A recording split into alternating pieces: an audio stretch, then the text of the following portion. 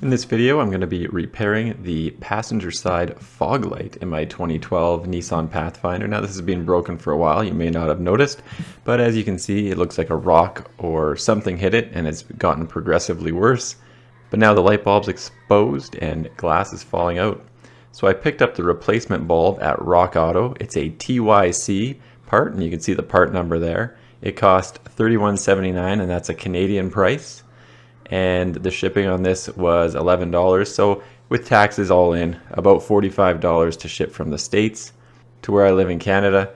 And you can see this what it looks like, and it'll mount from the back side and sit flush the same way that light bulb currently does.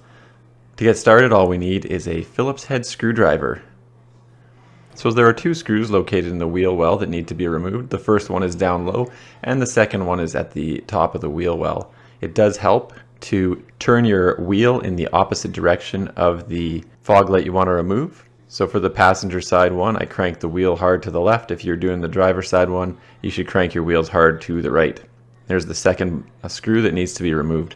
Once that's done, this wheel well is fairly flexible, and you can just sort of peel it back without any major difficulties.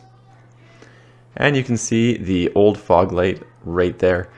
Now the first thing I'm going to do is remove the electrical connector from the back of the old fog light and just get that out of the way. It's a little bit sticky because it's obviously exposed to dust and some moisture from the road and stuff. So it's not a nice smooth removal, but there you go. That's what it looks like. So you're going to find there are three connectors that hold it in place.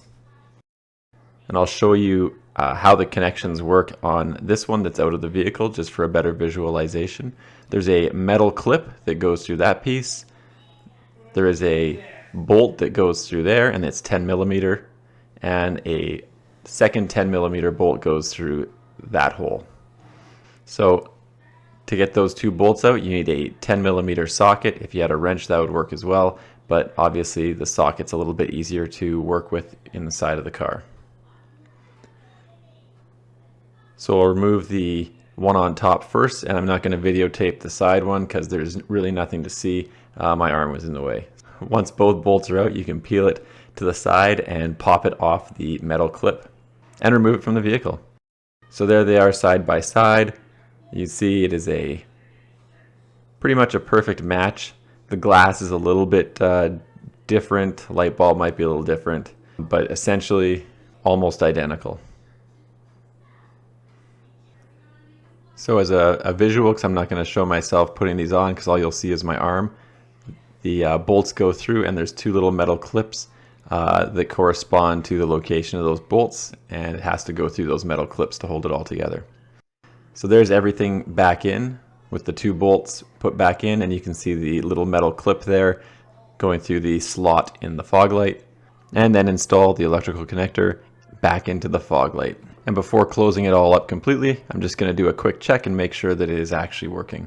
And great success. Now you will notice that the passenger side one is much brighter than the driver side one, and that's because the driver side one has a whole bunch of little rock chips, and it's sort of, you know, the glass has gone a little bit hazy, maybe both inside and out, so it's not quite as clear, but otherwise it would be a very, very good match. And in fact, I may get a second one for the driver's side since they're only $45 each through Rock Auto. The last thing to do to complete this job is to grab your Phillips head screwdriver and close up the wheel well with the two Phillips head screws. So I called a local Nissan dealer to find out how much it would be for a Nissan fog light and to have it installed.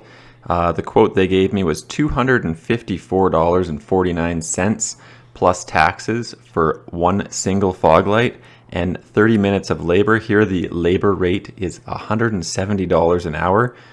So after tax they quoted me $89.25 for labor for a total of about $343.74. That doesn't include the taxes on the actual parts, of which would just be the fog light, compared to the $45 including shipping and taxes that I paid for the part through Rock Auto.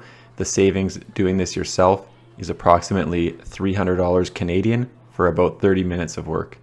Anyway, thanks for checking out my video. Don't forget to like and subscribe.